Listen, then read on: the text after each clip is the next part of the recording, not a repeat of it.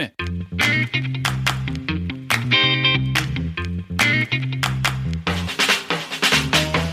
Welcome to the Senior Rehab Podcast. The podcast for rehab clinicians that want to better serve older adults. And now, your host, Dustin Jones.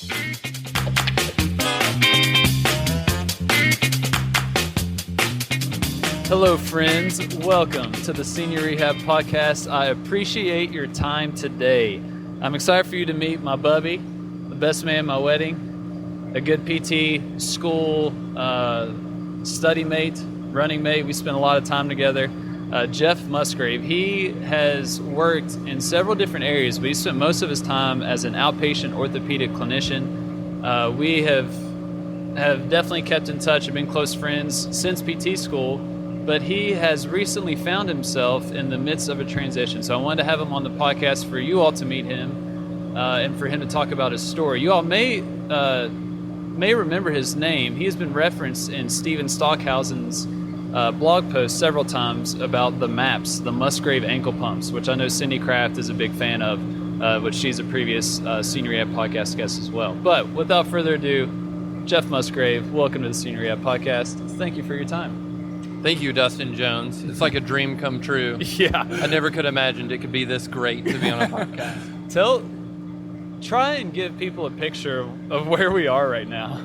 So, I happen to be good friends with the local brewery bartender, just for fun occasions with friends and whatnot. So he happened to be here, and it is election night. It's really rowdy. There's a local run club that meets here, which I used to come to. So we're looking for a quiet place to do the interview. And I was like, hey, can you open up the barrel room for us? And Dustin asked, and he initially said no until he saw me. And then he was like, you know what? Just for you guys, I'll do this. So we're in the backside of a brewery next to malts and barley and lots of cans of beer. And it's amazing. It's heaven. It really is. It's heaven. Yeah, so we're at West 6 Brewery in Lexington, Kentucky. Like Jeff said, we're actually in the brewing, production, canning, ingredient housing, just where it all happens. But we're also watching a roller derby practice that is in the back of the building, which I guess there's a roller derby team that rents out space. So quite the place. If you're ever in Central Kentucky, West 6 Brewery, be sure to check them out. Amazing beer, amazing people. So I guess with that note, we should do a little cheers. Cheers, Jeff. Cheers. What are you drinking? I'm drinking the Baltic Porter. Beautiful. I've got a Christmas ale before Thanksgiving, which I think is sacrilegious, but it's a good beer. So Jeff. Yes. Let's hear about what has physical therapy looked like for you since you graduated. So what have you been up to? Well, I'm probably going to take it back a little bit before I started my career, just to give some backstory. I, like a lot of physical therapists, started as an injured athlete who was successfully rehabbed and was like, man, this is cool. I didn't have to have surgery or anything. So that kind of grew my interest in being an athlete growing up. But I also, like most physical therapists, decided, well, I want to do sports and work with athletes. And I had a clinical rotation on the neuro floor, inpatient rehab, and that changed my mind. I had a mentor at the time tell me, if you have any interest in doing neurological rehab, you will unlikely go from outpatient orthopedics to any type of neuro. So my first stint was inpatient rehab on the stroke unit, where I learned a lot of really cool stuff.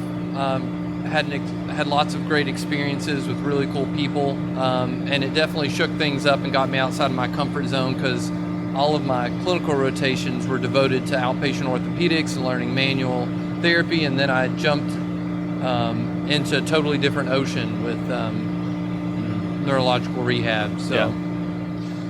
So that first job, what were some of the hardest lessons you learned right out of school when you were at that inpatient rehab? Gosh, I would probably say overall I'm a pretty tender-hearted guy.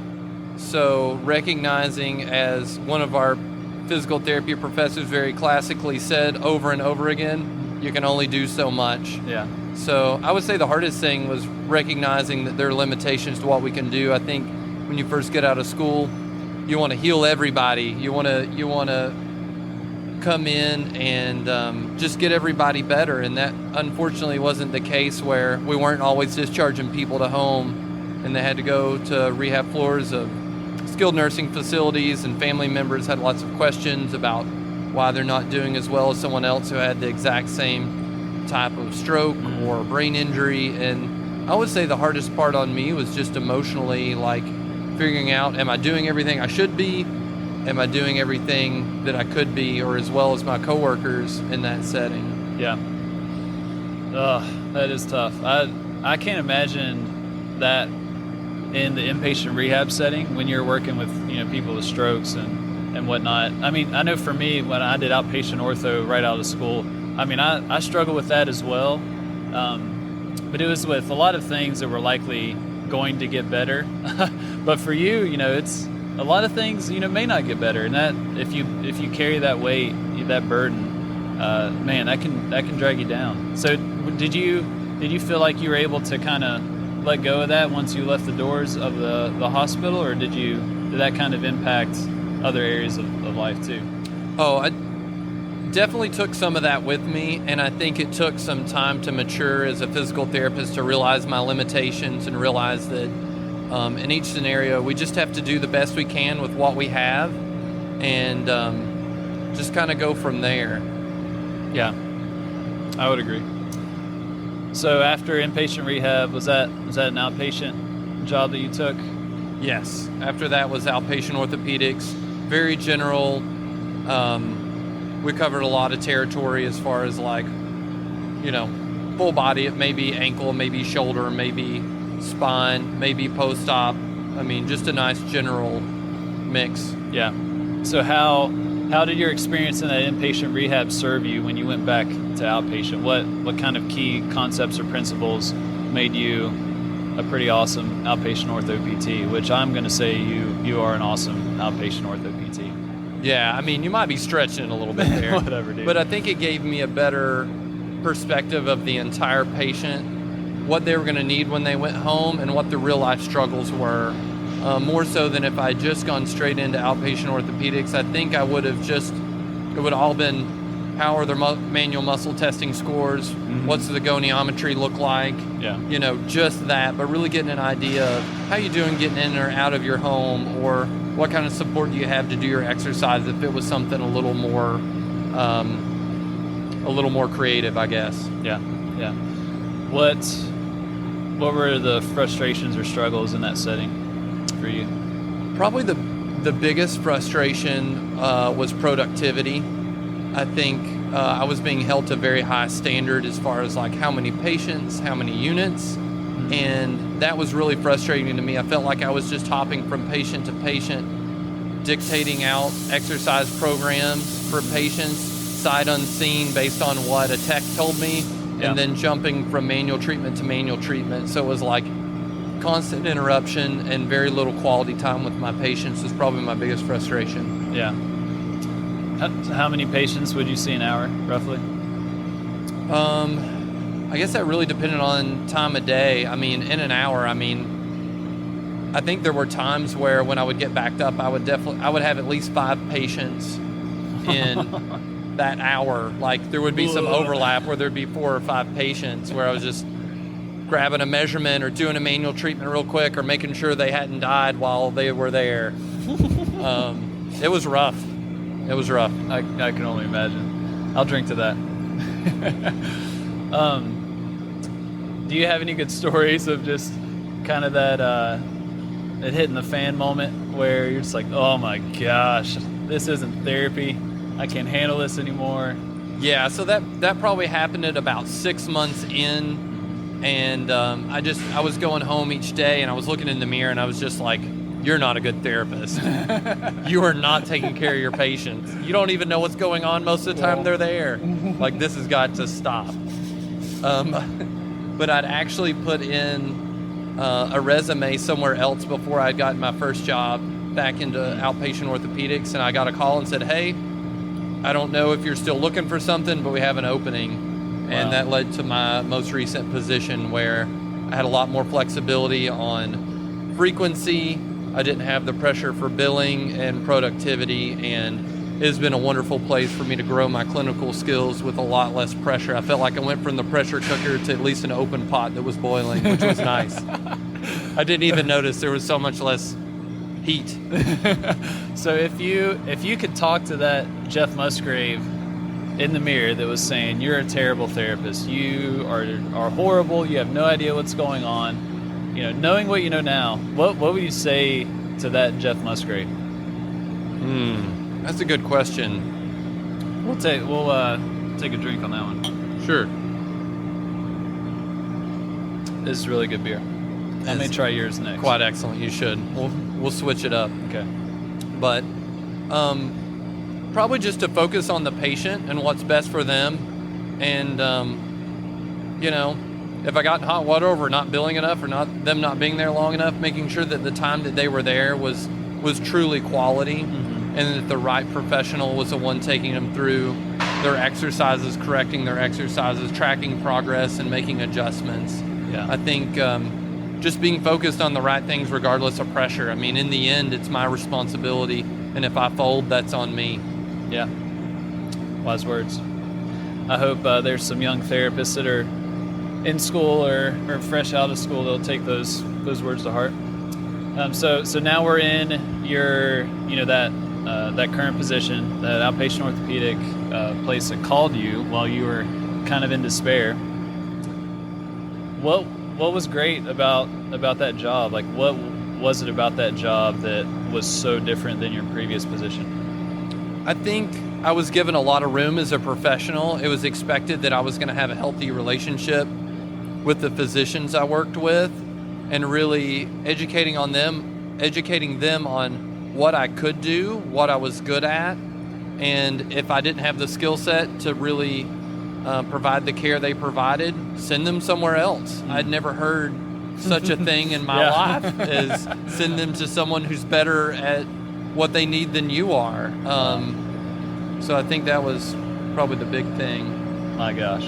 Did you have pressure in terms of to prescribe a certain frequency or see people X amount of times? Like, did you feel someone breathing down your neck with that? So the pendulum swung totally the opposite direction. So I went from get them in to we provide physical therapy care for a lot of in-house physicians, and we want access to care. So it was actually, we would prefer you to see people less often, utilize less total treatments, give higher quality care, and just see them at the frequency that you see fit. So it was really a low frequency model. So I went from 60% of your caseload should be 3 times a week to it's rare to see someone more than twice a week, and that included post-ops. And I was just like, what? Can people get better at once a week? And it's like, well, I found out over time, it really, the quality makes the biggest difference. Do they know what they're striving for? Have you set expectations?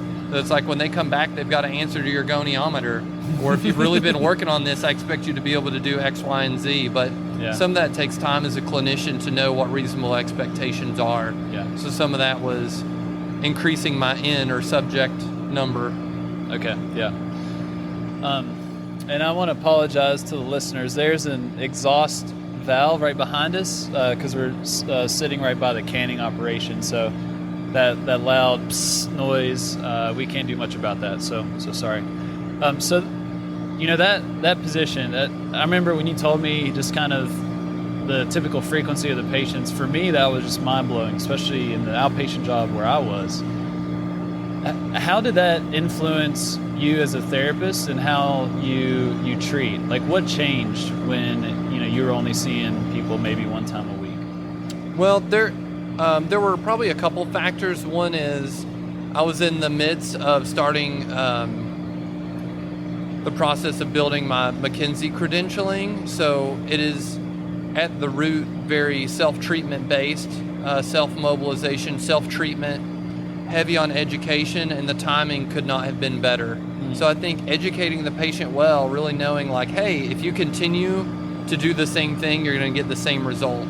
So let's stop and think about, based on a good assessment, what things you should probably stop doing for a short time until we get you better, and then figuring out if you do these things, you can provide yourself relief. So I think putting a little more pressure on the patient, as far as you really need to do this if getting better is something that's important to you, and really educating well. I think education probably is the most important thing I do.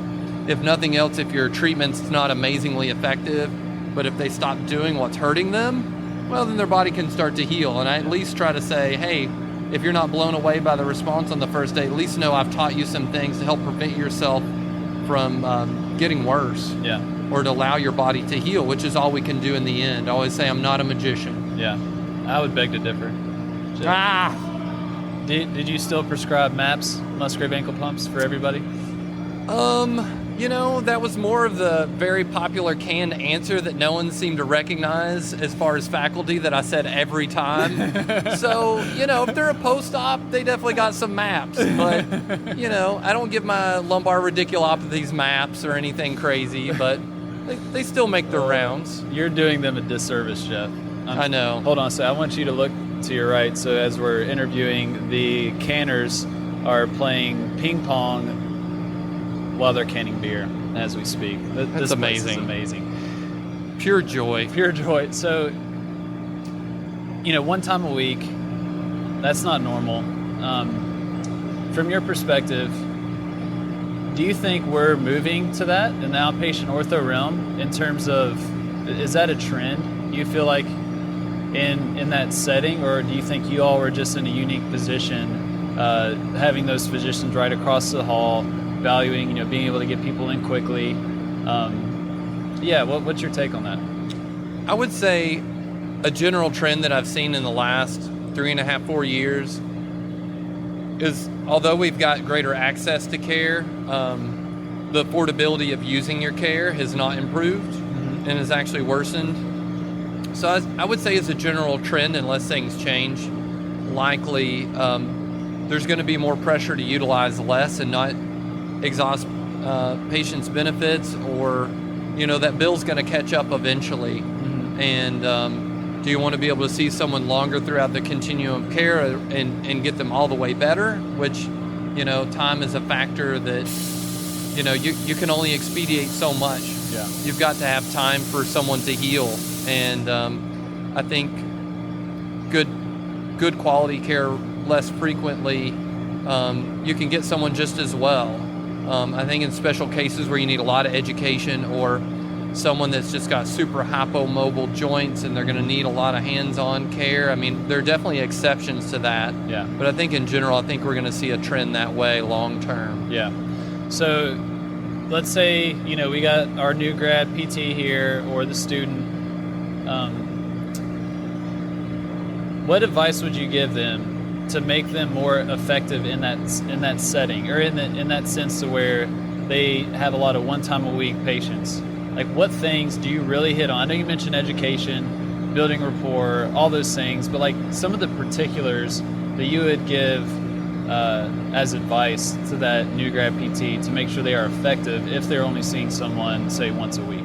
I would say one of the biggest things that changed for me as a clinician to give me more confidence in what I was doing, to see people that infrequently, was doing test retest, especially during evaluations and during follow-ups.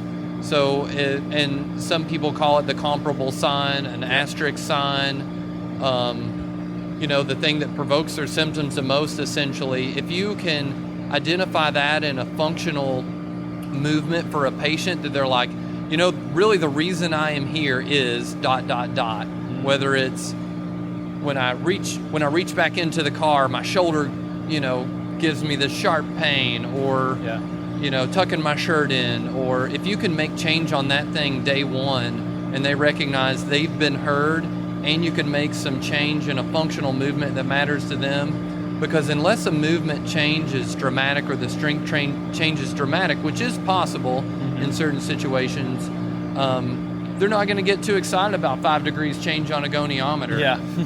And some of that takes time and practice, but I would say recognizing what really is the most important to the patient, one functional, easily retestable thing that they can say, you know what, I think this guy listened, and because this thing that hurt me before feels a little bit better, I'm going to give him another shot because I know that he listened, and we're making change on what matters to me. So I'd say that's probably the big thing. That's awesome because John Bucher, he's a home health PT in Louisville, and he mentioned the asterisk sign as well. And we poked fun at Matt Lee, the local legend in Lexington, Kentucky. He's a legend for a reason. Let's be honest.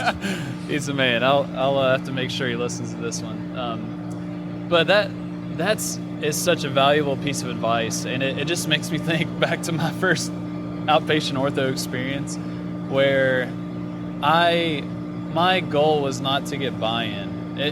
I don't know what my goals were when I first saw people. I think I just wanted them to think I was smart and knew what I was doing. But I remember Carla King. She was my boss, and she kept talking about buy-in, reduce their pain, reduce what they are concerned about. And it took me towards the end of that job to realize, oh wow, this is why, or me not addressing this is why I have a high cancellation rate or a high no-show rate or poor outcomes. And I've learned that lesson the hard way for sure, but I mean that is invaluable. So I hope any younger professionals will take that advice to heart because it's valuable. So I think you're empty. Are you? I hear a lot of echo. Oh man! So we got to get a refill. So I'm gonna get you a beer. Let's put this on hold, folks. We'll be back in just a second. All right, folks, we're back. I am drinking a West 6 Pale Ale. And you, Jeff? Another Baltic Porter. Man. You just can't beat it right now. It's the best thing on the rotation. Oh, it is pretty good. Okay, so we were talking about that outpatient job and just the beauty of it and the challenges and just how you had to adapt. Now let's go to the next chapter. I hear you're making another switch. I am. What are you doing? I am actually taking a home health physical therapy job with none other than the infamous Dr. Jones. Oh, man. So he actually, of course, us being friends, I've listened to the podcast, really enjoyed it. It's been good for my clinical practice, even as an outpatient. I'm slipping him a $20 physical bill therapist. right now, people. But no, I mean, legitimately, it's really got me excited about practice. It's good to hear new, fresh ideas. But when he first told me, he was doing home health, I'm like, wow, really? You went that low, huh? Yeah, I was like, man, you must be hard up for the money. No, I'm just kidding.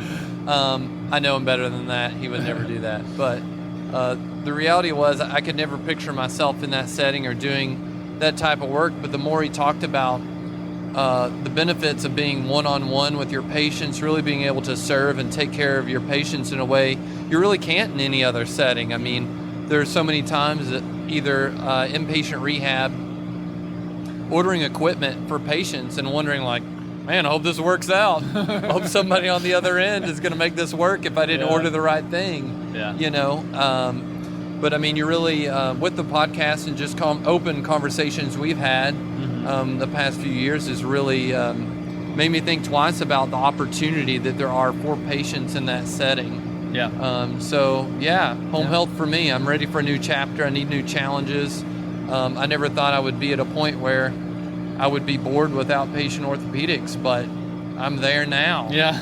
It's like you see the same thing enough within 2 to 3 minutes of hearing the subjective. I've got the opportunity to read the physician's notes before they come in. I've got a pretty good idea of what their treatment's going to be before they even sit down. And, you can't treat patients that way. Yeah. You need to listen. You need to get the full story. You need to do a very thorough clinical assessment. But when it gets to the point where, man, most of the time, more often than not, I got a pretty good idea what they're going to need before we get through the subjective. I mean, it gets kind of boring. Yeah. So I'm looking forward to new challenges, treating patients in home, seeing the situation that they're actually living in, what they're dealing with in the home, and see how best I can utilize my skills, especially because I use a really stripped down model. I mean, I don't use a bunch of equipment.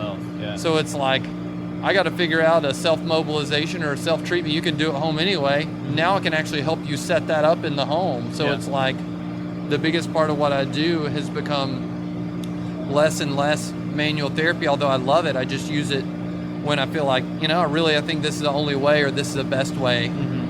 So most of it's giving home treatment and hoping that things transition well to home. Yeah, and that's what makes me excited for you in particular. There's that freaking exhaust valve. It's making beer, folks. It is. It's doing a good thing. Sorry, I lost. Okay, I don't remember what I was going to say now.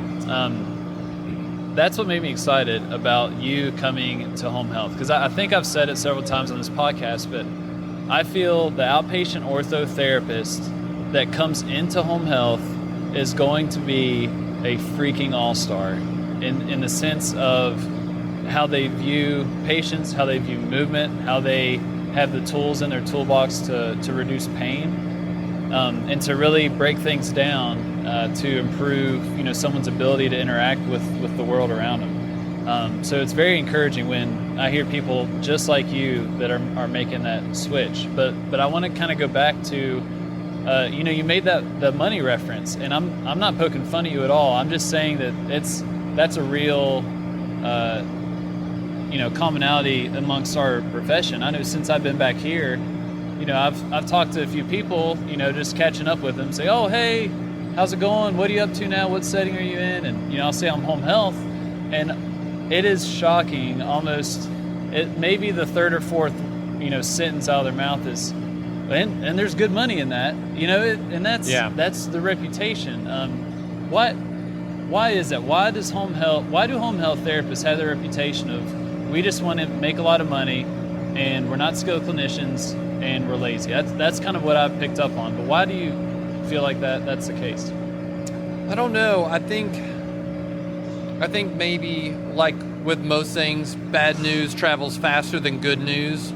I think that good home health therapists, their patients don't make as much noise as the ones that are unhappy. And if you're thinking about the people who are going to be hearing this news, oftentimes for me, the people that I hear about from home health are the ones that went to outpatient and weren't happy. Yeah. Or the ones that get the most attention are the patients that don't do well. And it's like, you don't really know what happened in the home that got them there, or the other complicating factors before they showed up at your door in outpatient. But I don't know. I think that's maybe part of it. Yeah. Sorry, I was taking a drink. I mean, I would agree with you. That is a good point, that bad news travels quicker than good news. And also I think too, it's such an isolated field that you don't get a lot of exposure to it in school. You don't get a lot of exposure to it out in your career. And if you do hear something about it, maybe a Medicare fraud lawsuit or what your patients tell you. Yeah. So that is a very good point. So what are you personally going to do to combat that? You're going to have those conversations where, you talk to your colleagues where you say, yeah, I was in this outpatient ortho job and I just took a home health position. And they're probably going to say, oh man, you're making all kinds of money. What are you going to do to combat that? Well, I mean, that's already been happening. I mean, that's the first place my boss went to when I said I was leaving. I mean, his first line of defense was, is it about the money? Wow. Like, can we talk about this? And it's That's like, crazy. No, I'm looking for a new challenge. I mean, the reality is, I think orthopedics gets a lot of glory, but at the same time, it's gotten boring. And I think for me, focusing on my opportunity to serve a greater variety of patients that have got access to care, I don't see as many people from varied backgrounds where I am. And I think seeing people that have a lower barrier to entry. I'm going to see a lot more variety, but to serve a different population, and I'm probably going to highlight the challenges that are there. It's like, no, I'm gonna produce the same outcome. I'm gonna treat them just as well, but with less stuff. Yeah. Less stuff to my advantage. And I think I'm going to focus on, I'm really doing this because I know it's probably going to be harder for me rather than easier. And at the end of the day, the thing that has been my dream is basically I just want to see fewer patients, spend more time with them. And still have a full-time salary. So, I mean, it's not as much like, I'm really looking to rake it in as much as I want the opportunity to really treat my patients well and have the freedom to spend as much time as I want with them, which is something that I think the company you're working for now and I'm going to be working for soon said, hey, I've been in a patient's house for 2 to 3 hours. Yeah. That's what they needed. That's what they got. Yeah. And those are the things I'm looking forward to in a busy outpatient clinic. You cannot do that. Yeah. You can't do that. And no one's going to say, good job for taking care of the patient. Right. You kept them for 2.5 hours. It would be like, whoa, what? What'd the waiting room look like? Yeah. And if there is an outpatient clinic, they would say, good job. I doubt they're going to be in business for much longer. Exactly. Unfortunately. So, I mean, those are all good points, man. I mean, it makes me think of when I talked to Sydney Kraft. She's a former home health section president. And she talked about how, like, we have that reputation of, we want to make a lot of money and we don't want to do a lot of work. But she was frustrated with the home health agencies who advertise their jobs as such. The first 2 things that they would market would be make X amount of dollars, per visit. And then the next thing would be make your own schedule. And that attracts a certain type of person that is looking for that. And so she put a lot of weight on the agencies themselves to advertise a job that says this is a challenging environment that's going to be very rewarding. You're going to spend lots of one-on-one time with your patients. You'll have an impact beyond your imagination. Like if we advertise jobs in that manner, that would attract people like you and several other people that listen to this show. To interact, on the Facebook group, that I feel like we could definitely change perceptions. It'd take a long time for sure, but yeah, man, it's an issue that I'm obviously very passionate about, and I mean that's one reason for this podcast. But I'm definitely looking at like what other things can we do to change that perception, and I know we can do that locally for sure. I mean, I'm super pumped to have you on board.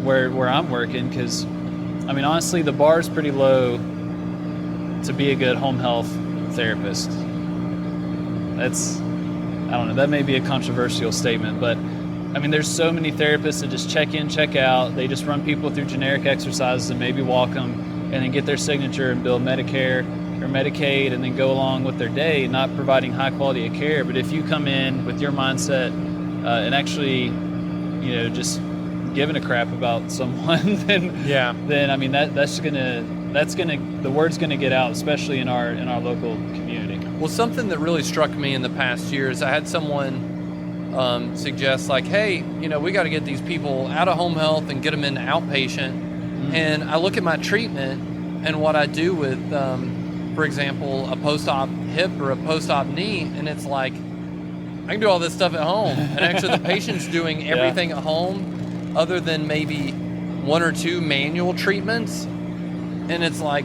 I don't use a fancy table. I don't have any special equipment that I use to perform those. I mean, they're laying on their back or they're laying on their stomach and I'm doing a manual treatment. I mean, it's nothing special. So it's exciting to me to know that there's potential to help change that perspective, because I just don't think there's anything that special about what I do, other than listen and use my brain and do an assessment and make decisions and be intentional about what type of care I'm getting and what the result should be, and keeping yourself responsible to to the outcome. Well, did the thing change that's supposed to change? No. Yeah. Okay. Well, we better rethink this. Yeah. And I think there's no reason not to have just as good outcomes. Now, acuity, medical complexity, polypharmacy, environmental factors, obviously all those things factor in, and some of that's me being naive because I've not done home health yet. But as far as from the skill standpoint of what I provide, I don't see where it's a magic threshold into outpatient versus what could be provided in home. Yeah, I would agree. What are your biggest concerns with this transition? Oh, biggest concerns. This is probably where I'm naive, very, very naive. Yeah. I would say things like knowing medications well, knowing potential interactions between medications that may be playing into balance and dizziness, or other factors that I should be thinking about with more medically complex patients. I would say someone with more serious cardiovascular problems or deconditioning or things that I probably have not been as exposed to, although I did see a variety, and we cross-covered inpatient rehab. That's been 4 years ago now. I don't know how much I can stand on that platform now. Those things are probably my biggest concerns. I know there will be issues with just logistics and planning, but I'm actually kind of looking forward to that. I'm just looking forward to being outside my little dungeon and seeing the wide world, whether it's cold or wet or whatever it might be. Knowing what it is would make me feel better. There are no windows in my current office, and it's just really depressing on an 11, 12-hour day. Especially this time of year. Go in, it's dark, and you leave, it's dark. And no sunshine, no vitamin D for me. I guess to speak to that, I struggle with medications tremendously, but our documentation system addresses that. So with the click of a button, you can see potential interactions. You can see what certain drugs do, and so all that information is literally at the click of a mouse or a button, which is encouraging. Good to know. And the complexity,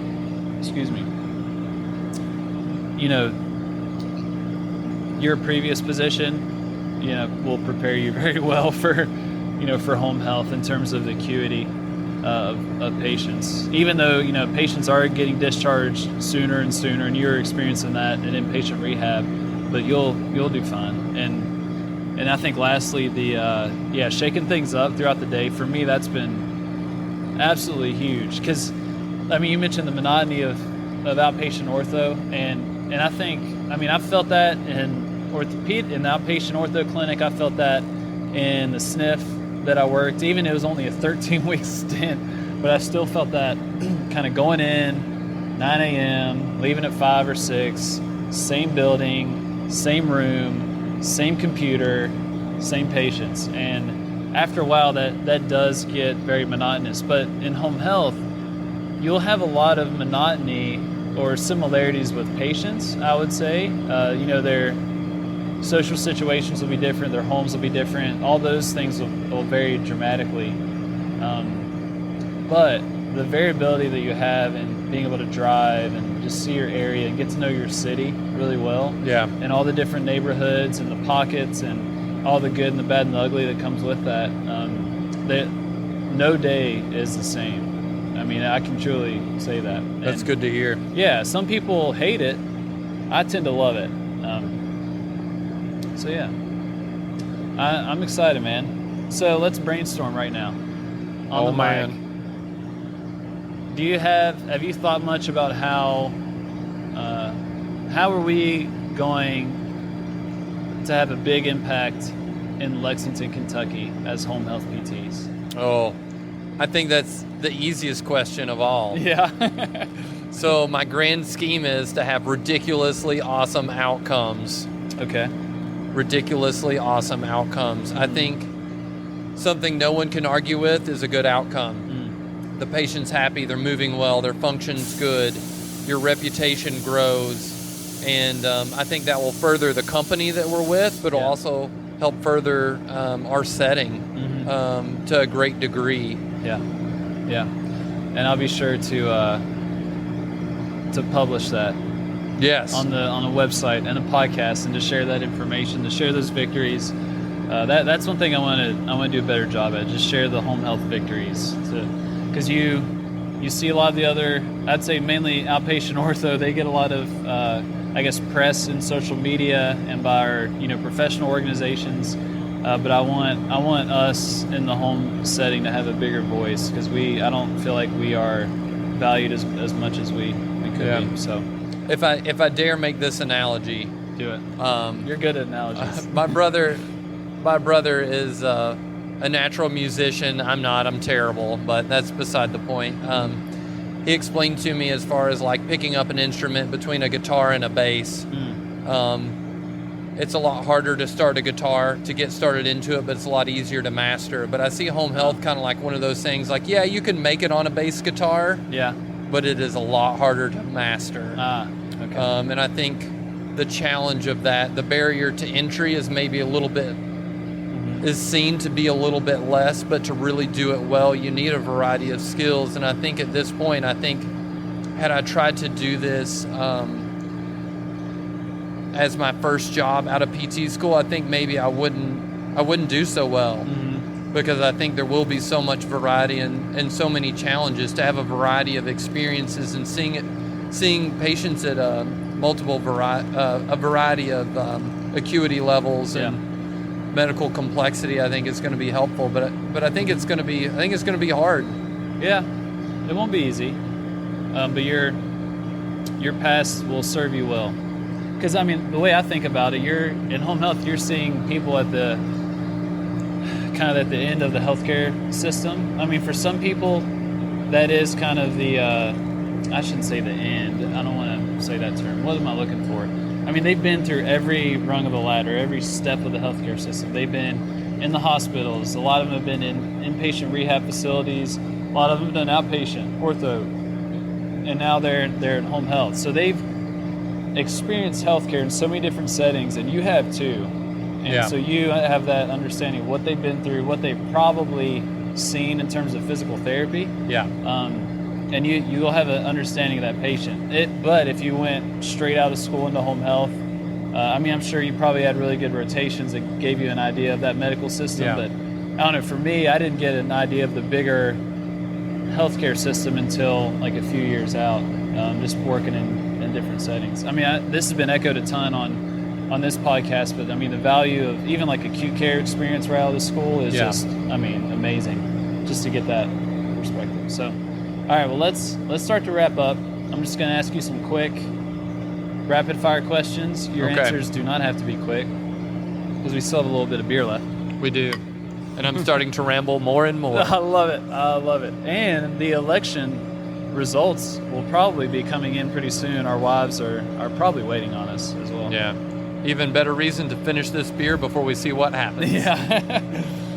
Yeah, this will be interesting to listen to this whenever it airs, pending what happens tonight, when more than likely Trump or Clinton are announced as our future president. I don't know why you have no hope for the third party. Oh, boy. We're going a strong 2%. I don't understand. Okay, so how old were you? Were you 25 when you graduated PT school? Or I think I was just turned 25. Okay. 24 into 25. Knowing what you know now, what would you tell the 25-year-old Hefferson? I would probably tell myself to focus on the patient, focus on test, retest, find that comparable sign, and don't sweat the small stuff. I think I was so afraid Big Brother was looking over my back, and I'm not saying that you shouldn't dot your I's or cross your T's, but there will be people to help you along with that, and I think I was just, it was like an episode of Scared Straight documentation or something, and I think that's a better way to start. I'm not saying, don't document well, but just to be focused on the patients and the outcomes and not lose sight of what you're really trying to accomplish and all the details and all the newness of practice. Yep. So continuing education, you've taken a good bit. Let's apply this to your future job, home health.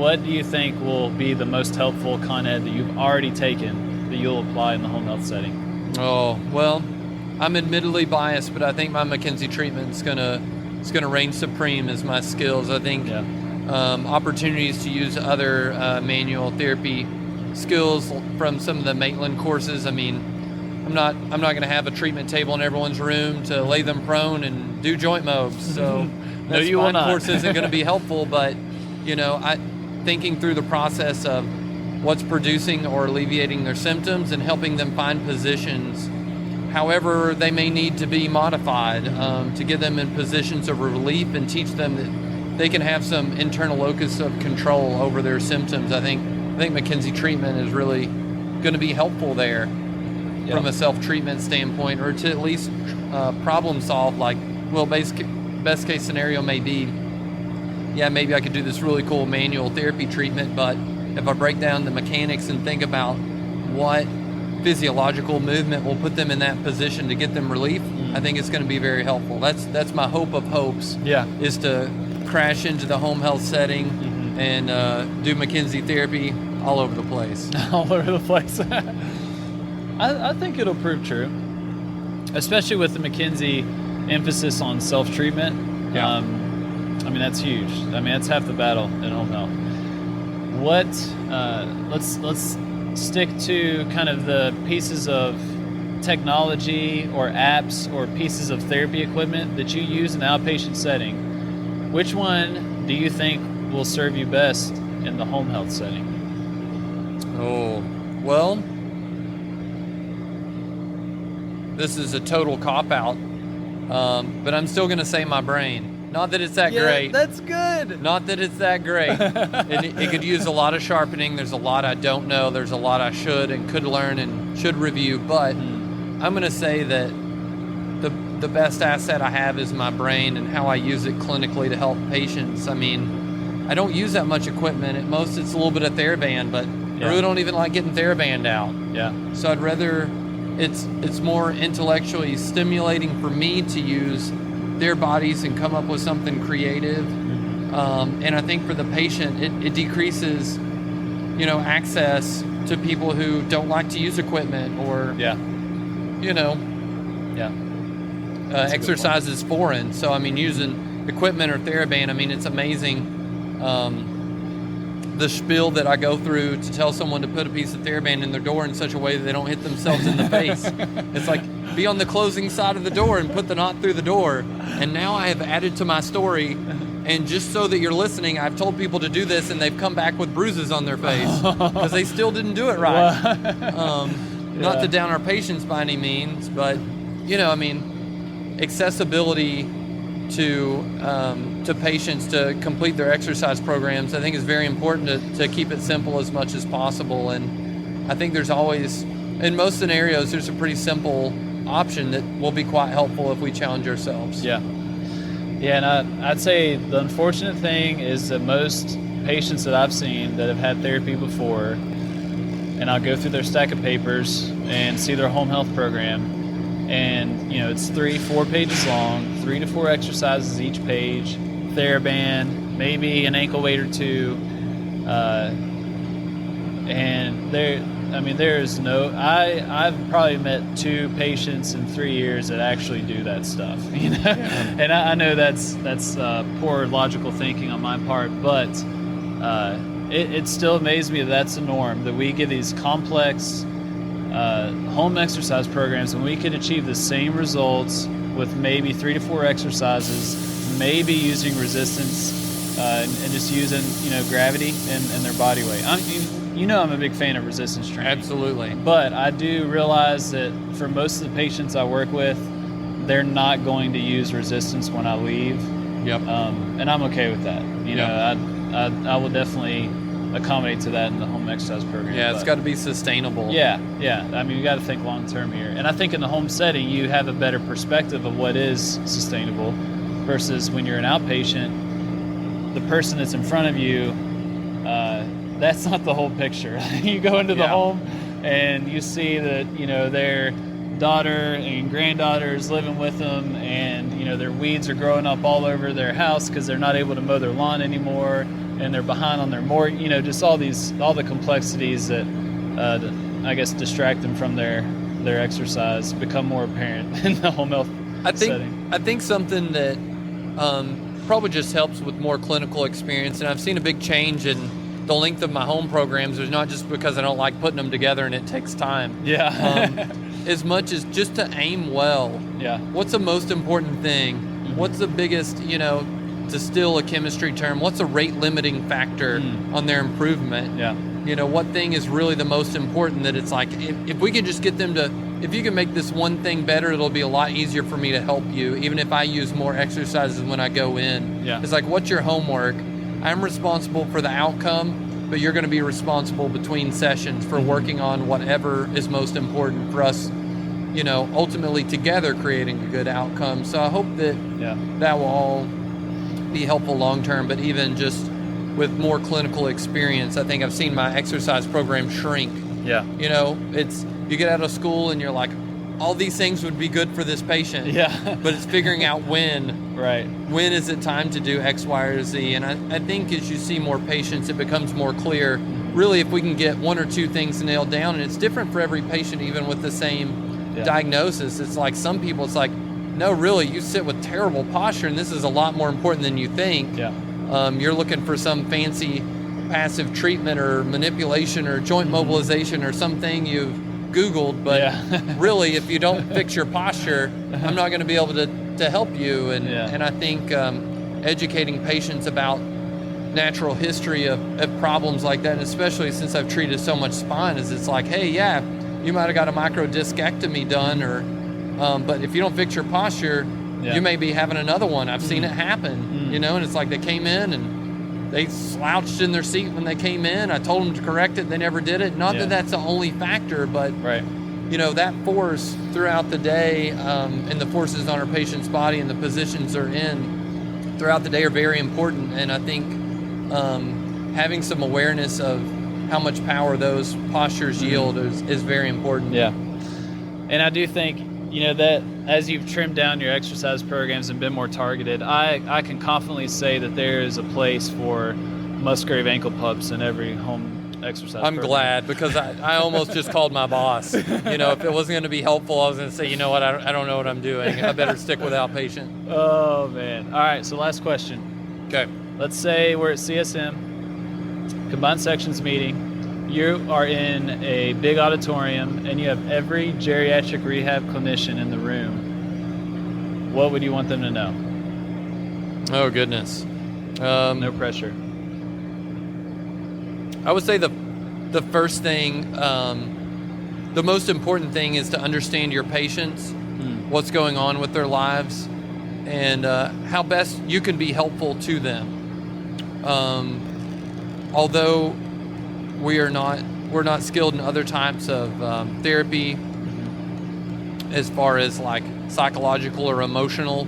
Right. But if a patient comes in with something on their chest that is the most important thing to them right now, you need to give them time. You need to be patient and let them speak first. Figure out where they are and really what you can do to be most helpful to them. They may not be ready for a 12 home exercise program and putting a lot of pressure on them. Maybe that first visit's going to be just baby steps on, let me just talk to you about posture and correcting your posture, or things that you maybe need to start thinking about doing a little bit differently to help yourself along so that you can take care of these other things in life. But really recognizing the situation of each patient you come in contact with, where they are and what's going on, their immediate needs as well as their long-term needs and physical therapy needs, despite the setting I've been in. Just really caring what's going on in someone's life, whether I'm in a skilled nursing facility or whether I'm in the inpatient setting or outpatient setting. We're all going through stuff.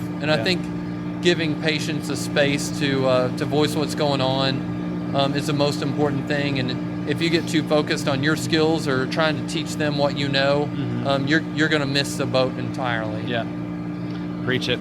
I know David Reed and Jerry Durham are pumping their fists right now in agreement. You're going to be a good home health PT, man.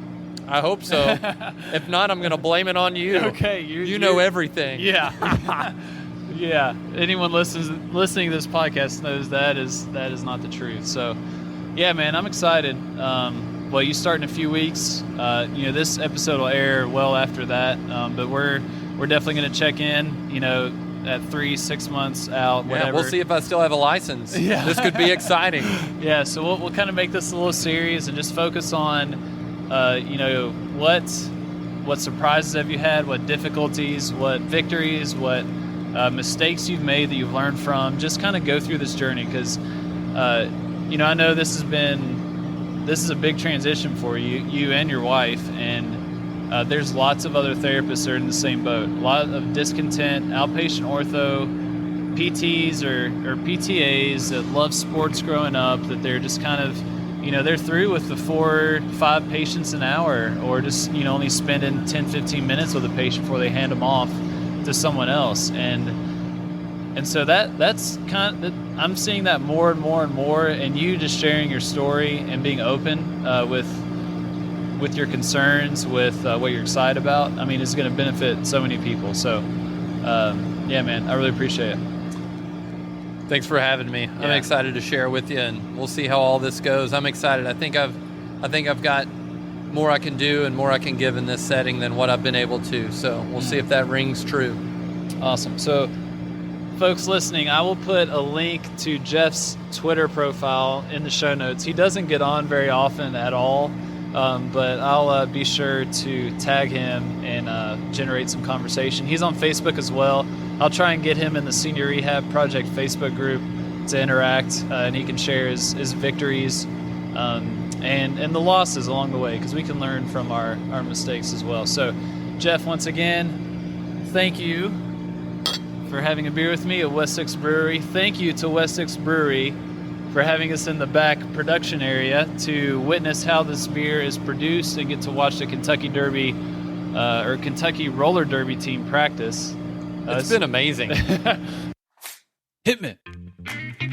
Thank you for listening to the Senior Rehab Podcast. If you enjoyed this episode, you should hop on over to seniorrehabproject.com to find more helpful content. You can also find out how you can join the team and be a part of the private Facebook group, the monthly mastermind meetup, and have a say in the content and direction of this podcast. Once again, that's seniorrehabproject.com. I appreciate you, and I'll talk with you soon. But in the meantime, do not forget to stay funky.